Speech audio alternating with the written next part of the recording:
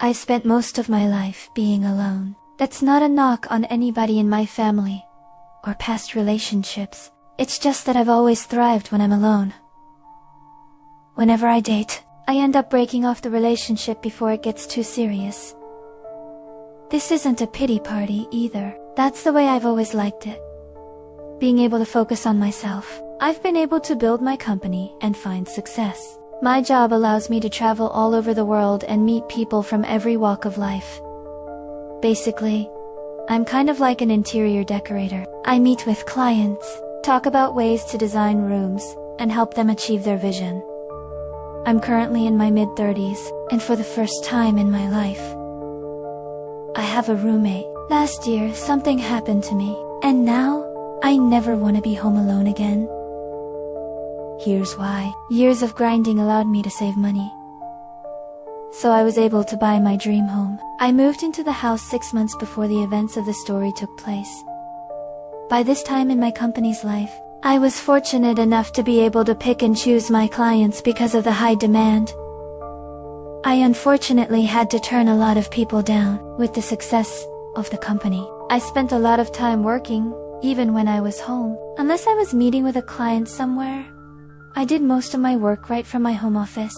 A few months after I moved in, I started hearing this weird noise when I was working in my office. I didn't hear it all the time. Just sometimes. The noise was like a shuffling sound.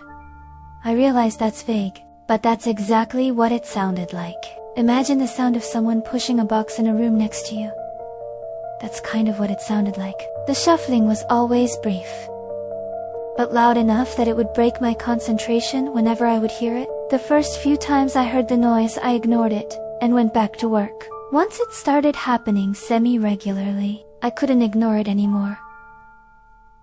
One afternoon, when I heard the strange shuffling noise, I stopped working and went upstairs to investigate. I remember standing completely still, trying to hear anything I could, but it would always just be me standing there. I felt like I was losing my mind.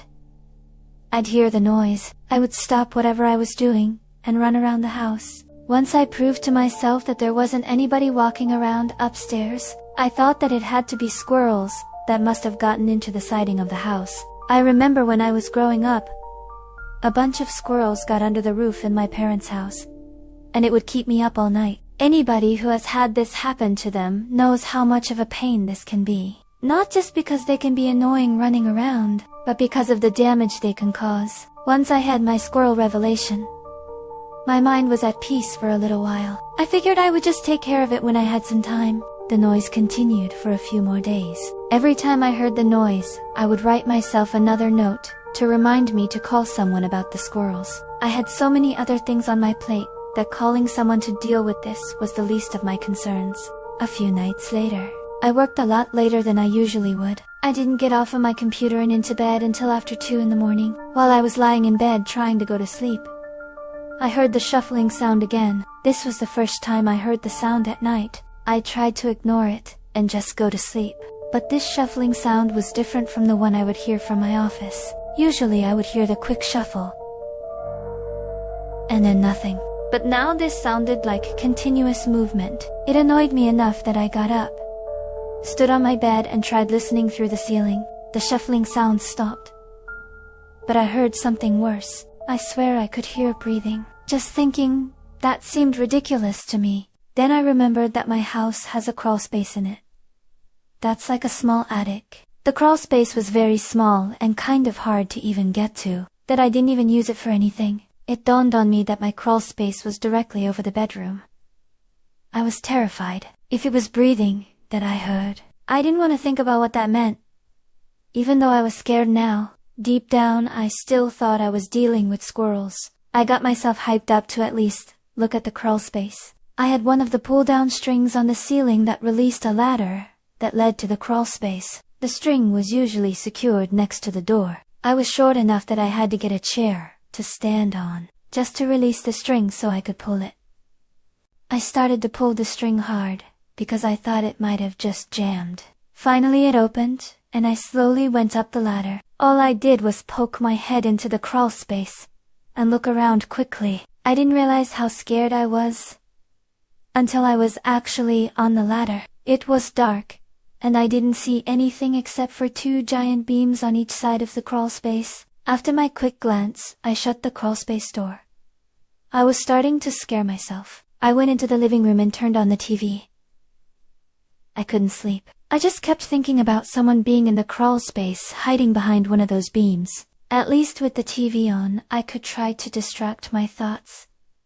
I started to doze off eventually, while I was going in and out of sleep. I thought I heard the sound of a door creaking open. The sound was jarring enough that it woke me up instantly. I jumped off the couch and scanned the entire room.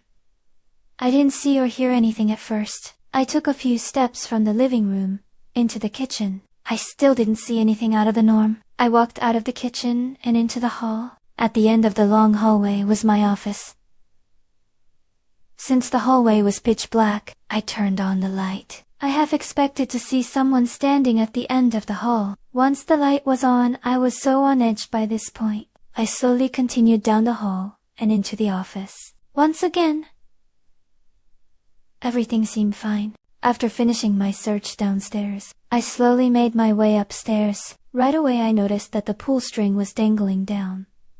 And even more terrifying, it looked like it was slightly swaying. I thought it had to be in my imagination. I was sure that I secured that string when I closed it earlier, because of how scared I was when I went up there. I thought to myself that it was possible that I could have left the string hanging.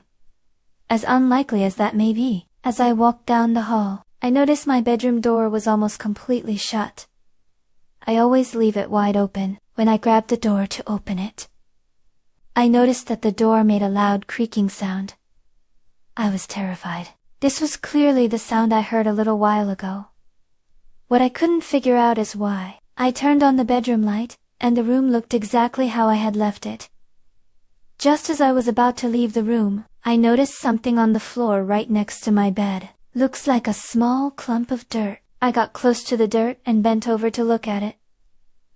When I was down on one knee, I thought I could hear that breathing sound again. From my position on one knee, I got down even further and looked under the bed. Lying under the bed, staring directly at me, was a middle-aged man.